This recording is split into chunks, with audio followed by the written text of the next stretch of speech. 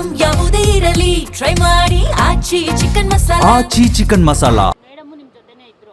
ಜೊತೆನೇ ಇತ್ತು.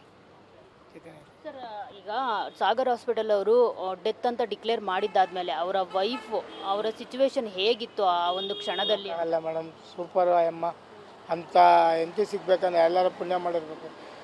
ಸುಮ್ಮನೆ ಹಾಸ್ಪಿಟ್ಲ್ ಅಳ್ಳಾಡ್ಬಿಡ್ತು, ಆ ಥರ ಕೂಗಾಡಿ ಕಿಚ್ಚಾಡ್ಬಿಟ್ರು, ಸಿಕ್ಕಾಪಟ್ಟೆ ಕಿಚ್ಚಾಡ್ಬಿಟ್ರು. ಇಲ್ಲೂ ಅಷ್ಟೇ, ಮನೆ ಹತ್ರ ಎಲ್ಲ ದೇವರು ಎಷ್ಟು ದೇವರಿದ್ದಾರೆ ಅಷ್ಟು ದೇವರು ನನ್ನನ್ನು ಕಾಪಾಡ್ಬಿಟ್ಟು ನಮ್ಮ ಯಜಮಾನ್ರು ಅಂತ. ಪಾಪ ಒಳ್ಳೆಯವರು ಅವರು. ನನಗೂ ಒಂದು ಸ್ವಲ್ಪ ಕೋಪ ಬಂತು ಸ್ಟಾರ್ಟಿಂಗಲ್ಲಿ. ಜಯದೇವ್ ಹೋಗೋನು ಜಯದೇವಾಗ ಅಷ್ಟು ದೂರ ಹೋಗೋಕ್ಕಾಗತ್ತ ಮೇಡಮ್?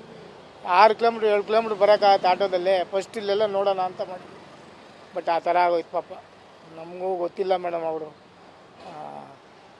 ಹೀರೋ ಅಂತಲೂ ಗೊತ್ತಿಲ್ಲ, ನನಗೆ ಯಾರಿಗೂ ಗೊತ್ತಿಲ್ಲ. ನಾನು 2 ವರ್ಷ ಆಯ್ತಲ್ಲ, ಅದೇ ನಿನ್ನೆನೇ ನೋಡಿದ್ದು.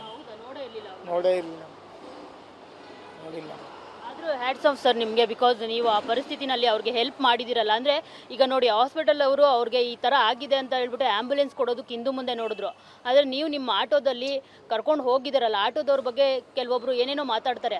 ಆದರೆ ನೀವುಗಳು ನಮಗಿನ್ನೂ ಗೌರವ ಹೆಚ್ಚಿಸ್ತೀರಾ. ಆಟೋದವರು ಕೂಡ ಅವ್ರಿಗೂ ಮನುಷ್ಯತ್ವ ಅನ್ನೋದು ಇರುತ್ತೆ, ಮಾನವತ್ವ ಅನ್ನೋದು ಇರುತ್ತೆ, ಹ್ಯುಮ್ಯಾನಿಟಿ ಅನ್ನೋದು ಇರುತ್ತೆ ಅಂತ ಹೇಳ್ಬಿಟ್ಟು. ಸೊ ಇದ್ರ ಬಗ್ಗೆ ಏನು ಹೇಳ್ತೀರಿ ನೀವು ಅಂತ? ಮೇಡಮ್, ನನಗೆ 52 ವರ್ಷ. ನಾನು ಕಲ್ತಿದ್ದು ಆಟೋ ಬಂದು 92ರಲ್ಲಿ ಕಲ್ತಿದ್ದು. 92ನಿಂದ ಮಿನಿಮಮ್ ಅಂದರೆ ಡೆಲಿವರಿ ಅಂದರೆ ಒಂದು 20-30 ಇನ್ನೂ ಜಾಸ್ತಿನೇ ಡೆಲಿವರಿ. ಆ ಡೆತ್ ಆಗಿರೋರಿಗೆ ಎಷ್ಟು ಹೆಲ್ಪ್ ಮಾಡಿದ್ದು ನನಗೆ ಗೊತ್ತಿಲ್ಲ. ನಮ್ಮ ಹಿಂದೆ ನಮ್ಮ ಆಂಜನಪ್ಪ ಅಂತ ಪದ್ಮನಾಭದಲ್ಲಿದ್ದಾರೆ, ನಮ್ಮ ಯಜಮಾನ್ರವರು.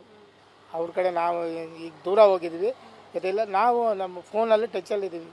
ಬಟ್ ಅವ್ರ ಕಡೆ ನಾವೇನೋ ಹೇಳಿದ್ರೆ ಎಲ್ಲ ಕೆಲಸ ಮಾಡಿಕೊಡ್ತಾರೆ.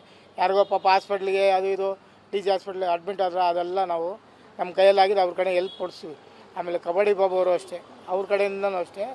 ಅಣ್ಣ ಹಿಂಗಾಗಿದೆ ಅಂದರೆ ಒಂದು 5,000 6,000 10,000 ಬಿಲ್ ಆಗಿದೆ, ಒಂದು ಸ್ವಲ್ಪ ಇದು ಮಾಡಿ ಎಲ್ಲ ಇದು ಮಾಡ್ತಾರೆ.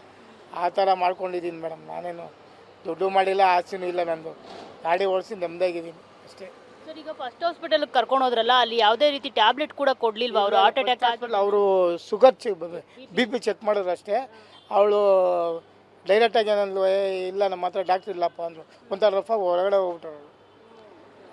ಆಮೇಲೆ ಅಲ್ಲಿರೋರ್ನೆಲ್ಲ ಕೂಗಾಡಿದ್ದು, ಯಾರೂ ಬರಲಿಲ್ಲ. ನಾವೇ ಎತ್ಕೊಂಡು ಕಾರಲ್ಲಿ ಹಾಕ್ಕೊಂಡು ಕರ್ಕೊಂಡು ಇನ್ನೊಂದು ಹಾಸ್ಪಿಟ್ಲಿಗೆ ಹೋಗಿದ್ವಿ. ಜೋರಾಗಿ. ಹೌದು, ಹಿಂದೆನೇ ಬಂದು, ನಾನು ಹಿಂದೆ ಬಂದು ಅಲ್ಲ ಮೇಡಮ್. ಅದೇ ಅವರು ಡಾಕ್ಟರ್ದು ನಿರ್ಲಕ್ಷ್ಯ ಅಂತ ಹೇಳ್ತೀರಾ ಸರ್ ಅಲ್ಲಿ ಇದ್ದಿದ್ದವ್ರದ್ದು? ಡಾಕ್ಟ್ರದ್ದಲ್ಲ ಮೇಡಮ್, ಇಲ್ಲೇ ಡೆತ್ ಆಗ್ಬಿಟ್ಟಿದ್ರಲ್ಲ, ಅವ್ರು ಡೌಟ್ ಆಯ್ತು ಅವಳಿಗೆ. ಅದೇ ನೋಡೋಕೆ ಬರಲಿಲ್ಲ ಮೇಡಮ್ಮು. ಇನ್ನೊಬ್ರು ಮೇಡಮ್ ಇದ್ದರು, ಒಳಗೆ ನೋಡೋಕೆ ಬರಲಿಲ್ಲ.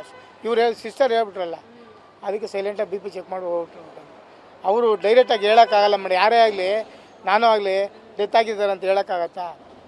ಎಷ್ಟೋ ಜನ ಡೆತ್ ಸರ್ಟಿಫಿಕೇಟ್ ಕೊಡಿಸಿದ್ದೀನಿ ನಾನು. ಬಟ್ ನೋಡಿ ಚೆಕ್ ಮಾಡಿ, ನಾನು ಡಾಕ್ಟ್ರನ್ನ ಕರ್ಕೊಂಡೋಗಿ ಎಲ್ಲ ಚೆಕ್ ಮಾಡಿದ್ದೀನಿ.